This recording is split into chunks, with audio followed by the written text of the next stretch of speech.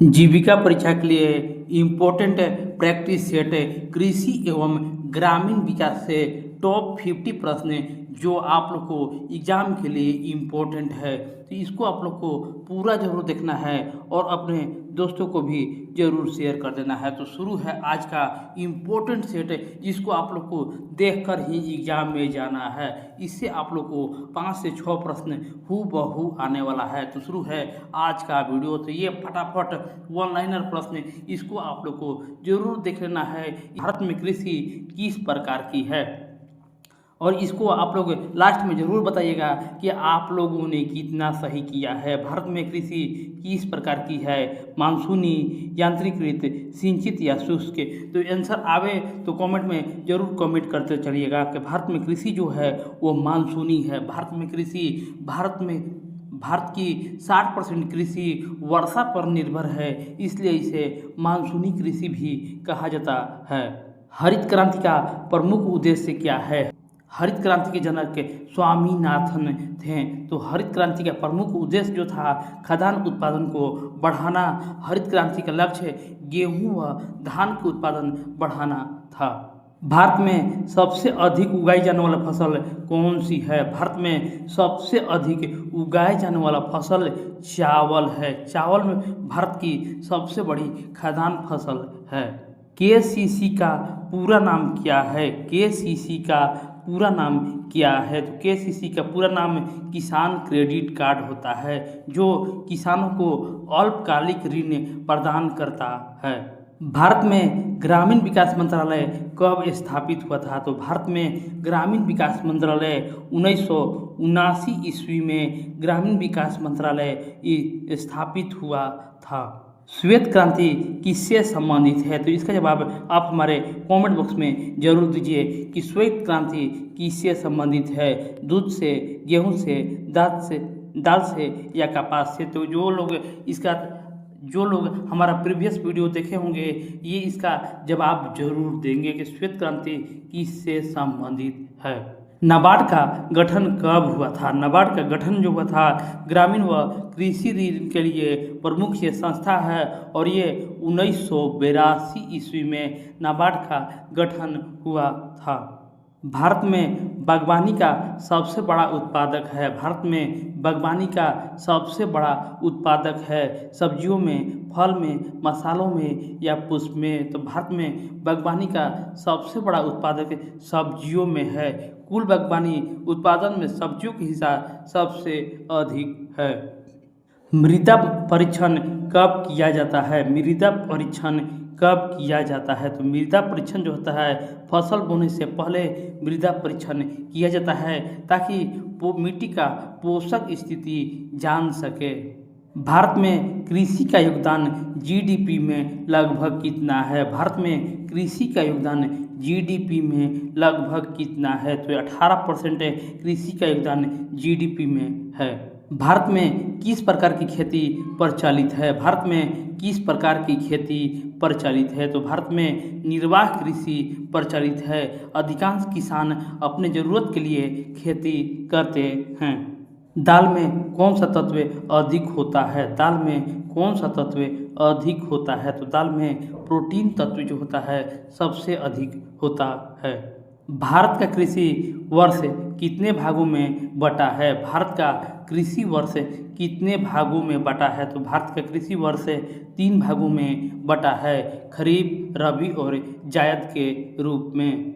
भारत में सबसे अधिक सिंचाई किस माध्यम से होती है? भारत में सबसे अधिक सिंचाई किस माध्यम में होती है? तो भारत में सबसे अधिक सिंचाई जो होता है ट्यूबवेल से होता है, क्योंकि ये भारत जो है वो वर्षा आधारित कृषि है, इसलिए इसमें ट्यूबवेल यहाँ पर ज़्यादा का ज़्यादा उपयोग होता है।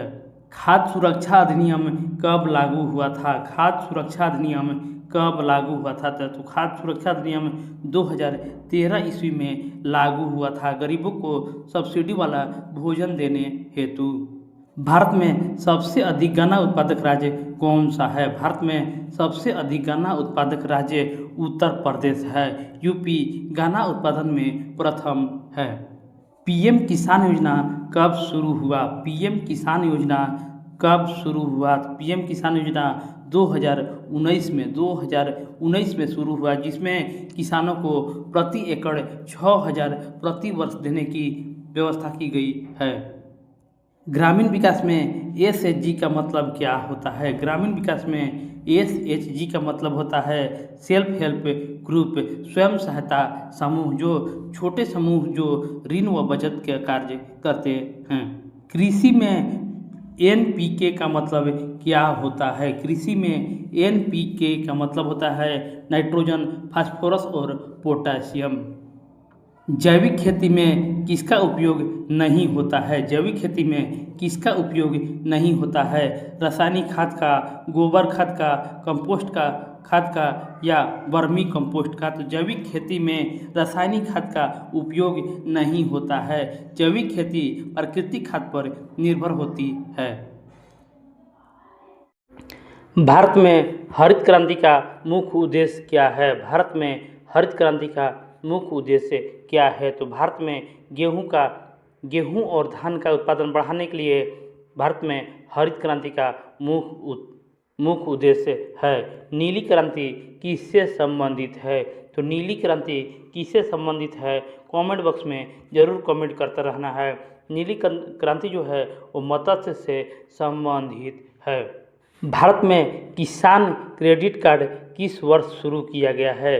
भारत में किसान क्रेडिट कार्ड कब से शुरू किया गया है? तो भारत में किसान क्रेडिट कार्ड 1998 ईस्वी से शुरू किया गया है। नेक्स्ट क्वेश्चन है, भूमि सुधारों में सबसे महत्वपूर्ण कदम कौन सा था? भूमि सुधारों में सबसे महत्वपूर्ण कदम कौन सा था? तो जमींदारी उन्मूलन जो था वो भूमि सुधारों में सबसे महत्वपूर्ण कदम था।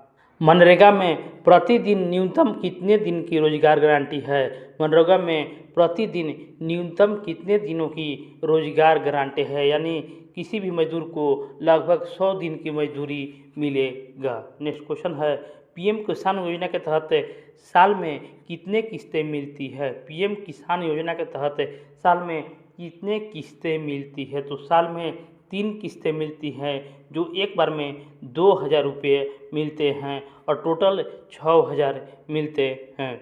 डेयरी क्षेत्र का श्वेत क्रांति के जनक किसे कहा जाता है? तो श्वेत क्रांति के जनक वर्गीज कुरियन को श्वेत क्रांति का जनक कहा जाता है। आगे क्वेश्चन, भारत में कृषि का प्रमुख मौसम कौन सा है? भारत में कृषि का प्रमुख मौसम कौन सा है? तो कृषि का प्रमुख मौसम खरीफ और रबी फसल का है। नाबार्ड का मुख्य कार्य क्या है? देखिए, नाबार्ड का स्थापना 1982 ईस्वी में हुआ था और इसका मुख्य कार्य होता है कृषि एवं ग्रामीण को वित्त देना। नाबार्ड का मुख्य कार्य होता है। आगे क्वेश्चन है, भारत में कृषि जनगणना कितने साल में होती है? भारत में कृषि जनगणना कितने सालों में होती है? तो कृषि जनगणना हर 5 सालों में कृषि जनगणना होती है।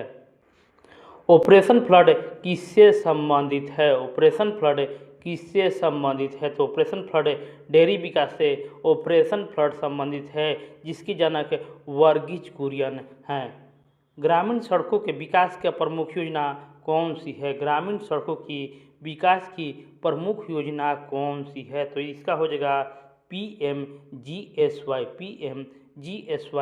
प्रधानमंत्री ग्रामीण सड़क योजना, ग्रामीण सड़कों के विकास की योजना है। पीएम कुसुम योजना का उद्देश्य क्या है? पीएम कुसुम योजना का उद्देश्य क्या है? तो किसानों को सौर ऊर्जा से सिंचाई उपलब्ध कराना पीएम कुसुम योजना का उद्देश्य है। ये VVI इम्पोर्टेंट, इसको आप लोग को याद जरूर कर लेना है। नेक्स्ट क्वेश्चन है, कौन सा फसल रबी मौसम में उगाई जाती है? तो कौन सी फसल जो है वो रबी मौसम में उगाई जाती है? धान, ज्वार, गेहूं या मक्का? तो रबी मौसम में गेहूं को उगाई जाती है, क्योंकि गेहूं जो है रबी फसल है। बागवानी विकास के लिए कौन सा मिशन लागू किया गया है? बागवानी विकास के लिए कौन सा मिशन लागू किया गया है? तो NHM नेशनल हॉर्टिकल्चर मिशन ग्रामीण विकास में बागवानी विकास के लिए मिशन लागू किया गया है। भारत में कृषि का मुख्य आधार क्या है? भारत में कृषि का मुख्य आधार वर्षा है। भारत में कृषि का मुख्य आधार वर्षा है।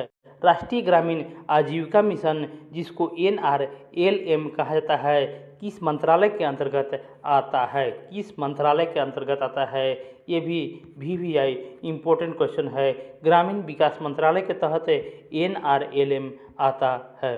किसान उत्पादक संगठन FPO का मुख्य उद्देश्य क्या है? किसान उत्पादक संगठन FPO का मुख्य उद्देश्य क्या है? तो किसानों को समूह में जोड़ना FPO का मुख्य उद्देश्य है। भारत में ग्राम सभा किस स्तर पर कार्य करती है? भारत में ग्राम सभा किस स्तर पर कार्य करती है? तो ग्राम सभा जो है ग्राम स्तर पर कार्य करती है। पशुपालक में अधिकतम उत्पादन किससे मिलता है? पशुपालन में अधिकतम उत्पादन किससे मिलता है? तो पशुपालन में दूध उत्पादन से अधिकतम उत्पादन मिलता है। भारत में अधिकतम सिंचाई की स्रोत क्या है? भारत में अधिकतम स्रोत सिंचाई का स्रोत क्या है? तो कुआं या ट्यूबवेल से अधिकतम सिंचाई का स्रोत है, जो तमिलनाडु में सबसे ज़्यादा होता है। सूक्ष्म सिंचाई में कौन सी तकनीक आती है? सूक्ष्म सिंचाई में कौन सी तकनीक आती है? तो सूक्ष्म सिंचाई में स्प्रिंकलर सूक्ष्म सिंचाई में स्प्रिंकलर और ड्रिप दोनों आते हैं। मिट्टी की उर्वरता मापने के लिए किस परीक्षण का उपयोग होता है? तो मिट्टी का उर्वरता मापने के लिए मिट्टी परीक्षण किया जाता है, जिससे मिट्टी का पोषण तत्वों की स्थिति जाना जाता है। किस योजना का उद्देश्य ग्रामीण क्षेत्रों में घर उपलब्ध कराना है? किस योजना के तहत ग्रामीण विकास क्षेत्रों में घर उपलब्ध कराना होता है? तो PMAYG जो है वो ग्रामीण क्षेत्रों में घर उपलब्ध कराता है। भारत में कौन सी फसल नकदी फसल कहलाती है? कौन सी फसल जो है वो नकदी फसल कहलाती है? तो इसमें से कपास जो है वो नकदी फसल कहलाती है। तो इसको आप लोग को लाइक करते रहना है। नेक्स्ट क्वेश्चन आप लोग के बीच है, ग्रामीण क्षेत्रों में वित्तीय समावेशन का सबसे बड़ा योजना कौन सी है? ग्रामीण क्षेत्रों में वित्तीय समावेशन का सबसे बड़ी योजना PMJDY वित्तीय समावेशन का सबसे बड़ी योजना है। मिट्टी संरक्षण के लिए कौन सी तकनीक उपयोगी होता है? मिट्टी संरक्षण के लिए कौन सी तकनीक उपयोगी होता है? तो कंटूर प्लानिंग जो है मिट्टी संरक्षण के लिए सबसे बड़ी तकनीकी उपयोगी है।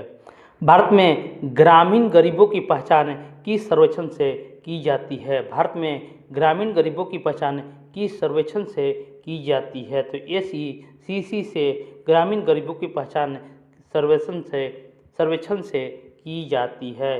PMFBY किससे संबंधित है? PMFBY किससे संबंधित है? तो PMFBY जो है वो फसल बीमा, प्रधानमंत्री फसल बीमा योजना। PMFBY का मतलब होता है प्रधानमंत्री फसल बीमा योजना होता है, और फसल बीमा से ये संबंधित है।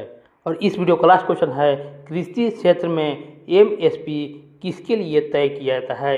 MSP किसके लिए तय किया जाता है? तो MSP में होता है न्यूनतम फसल खरीद मूल्य। न्यूनतम फसल खरीद मूल्य के लिए तय किया जाता है। तो फ्रेंड, इस वीडियो को आप लोग को लाइक करना है, शेयर करना है और चैनल को भी सब्सक्राइब कर लेना है।